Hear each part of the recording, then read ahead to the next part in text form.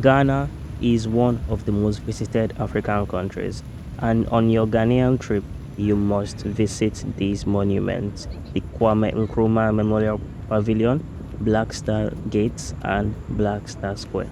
But in the meantime, you can explore these places with me and let's find what's hidden beneath the surface.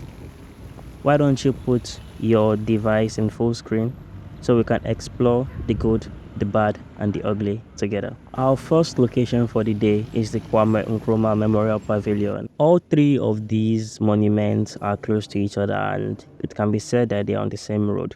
But when I got to KNMP, I had to find the way into the space. It's not obvious. The actual entrance is a bit, I wouldn't say hidden, but it's not so intuitive. I must commend the beauty of this place. When I got in, the entry lobby was beautiful, and I went to the ticket counter. 25 cedis for Ghanaians and 100 cedis for non-Ghanaians. I think that's like $7 for non-Ghanaians. But they assumed I was Ghanaian and I paid 25 cedis.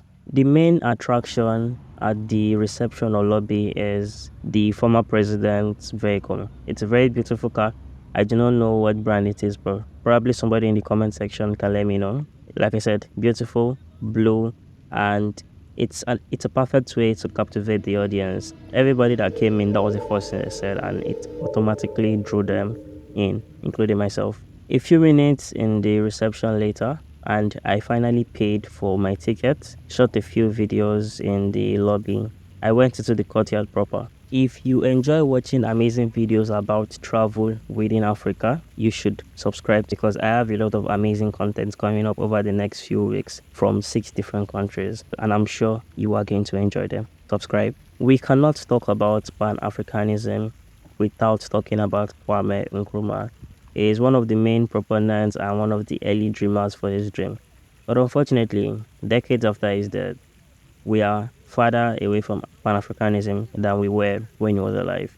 As with most other world leaders, Kwame Nkrumah is not a perfect man. He is a bit of a polarizing figure, especially within Ghanaian politics, but there's no denying that this man did a decent job and he set the country up for, I would say, success in the future, which is the future we're currently living in. I had forgotten what day of the week I went, but I think it was a weekday, and I went later in the day. I saw a handful of other tourists, both Africans and non-Africans, and with the exception of the payments, I felt like this place could actually be somewhere where people come together and just chill. The vibe immaculate, and I would give them that. This is not his first burial location. He had been buried a couple times in different places, and hopefully this is his final resting place, but who knows.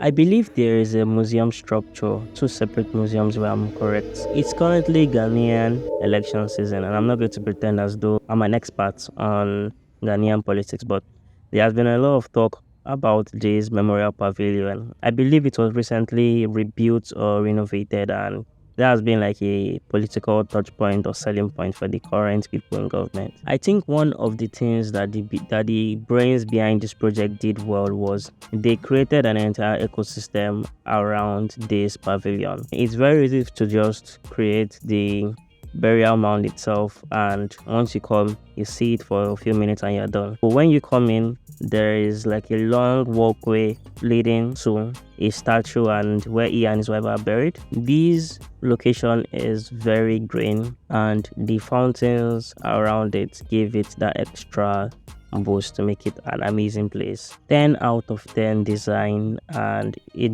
shows that a lot of work and a lot of thought was put into this project. Kwame Nkrumah was ousted in a coup a couple years into his presidency. During the pandemonium surrounding the coup d'etat, his statue was destroyed, and you can see the destroyed statue right here. His head was separated from his body, but eventually it was found, and now they are incomplete but together. The first one we entered, they said no videoing, and I respected the wishes. After his coup d'etat in 1967, Nkrumah went to Guinea. Well, he was invited by the then Guinean president and he was offered the role of co-president. He spent a large chunk of the rest of his life in Guinea. Kudos to the people behind it. The main burial structure is by far the star of the show. We learned more about his time in office, the things he did, what he started, what he was able to finish. There was a second exhibition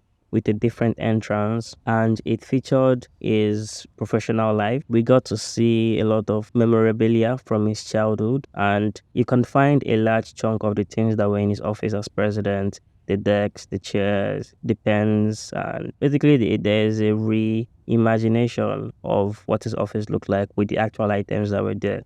By the time I was done with the second room, most people had left, and that was what I was hoping for, so I could get the best content for you without worrying about what other people were thinking or doing. Nkrumah and his wife are both buried there, although they died a couple decades up. At the museum, we also learned about the quote-unquote Big Six.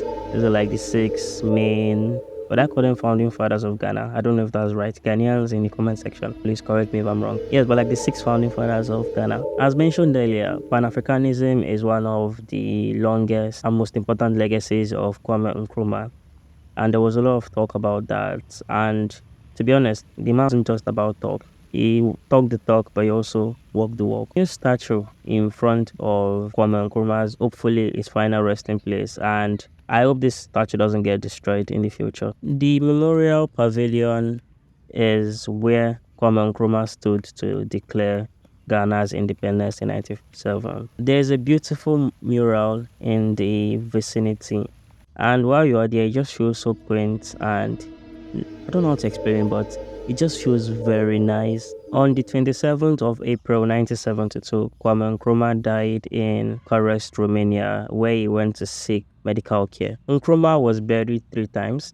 The first time was in Guinea, and then the next was his hometown in Ghana. And the third time, hopefully the last time, is where we are right now in Accra. Often experience. On my way back to the exit, I had a lot to think about. If Nkrumah were to be reborn today, would he be proud of what his country has become?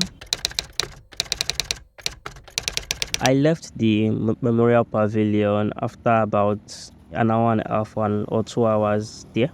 I looked at my map and saw that the Black Star Gate and other monuments were not too far. I think between 1 to 2 kilometers away. So I decided to walk and see what this part of Accra has to offer.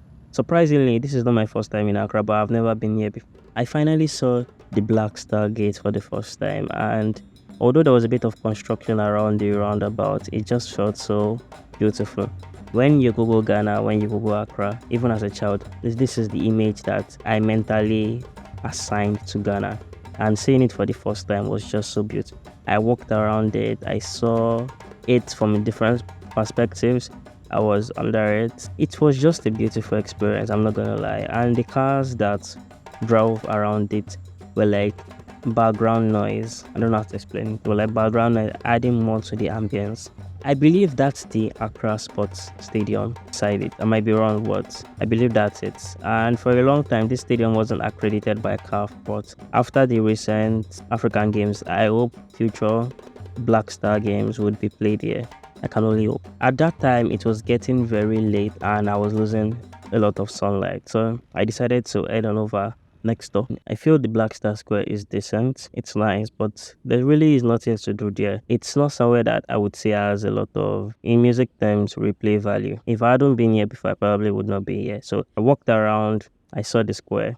Nice, beautiful Ghanaian monument, but I feel like there should be plans to make here more of a meeting point. Let there be something to do here, apart from just coming, taking pictures and going back. But definitely, this is not me trying to bash the Ghanaians. I know that you obviously be very emotional and proud about this, but I feel like there's something else should be going on here. Apart from those this, there should be plans to make it more exciting. But from here, you could see the stadium, the Black Star Gate, and the ocean behind you, depending on where you were facing. While I was in the square, I looked behind me and saw someone on top of the Black Star Gate. I was surprised. I did not know that was possible. Then I went back there, through the security. I'm like, yo, I want to go up. They're like, oh, I have to show them love. You know how it is in this part of the world. Did and went up. It was very dark. It felt like I was going up It felt like I was in an horror movie, to be honest. And I stopped videoing after a while because it was just pitch darkness. When I finally arrived, there was someone else up there.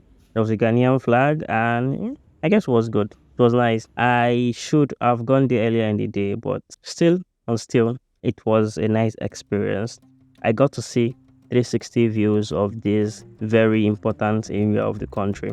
Obviously, if you have this many monuments in one area, it must be important. It was nighttime and there weren't really a lot of cars. Once again, the cars felt very soft and added that bit of background music to it. Calming experience, 10 out of 10. You should.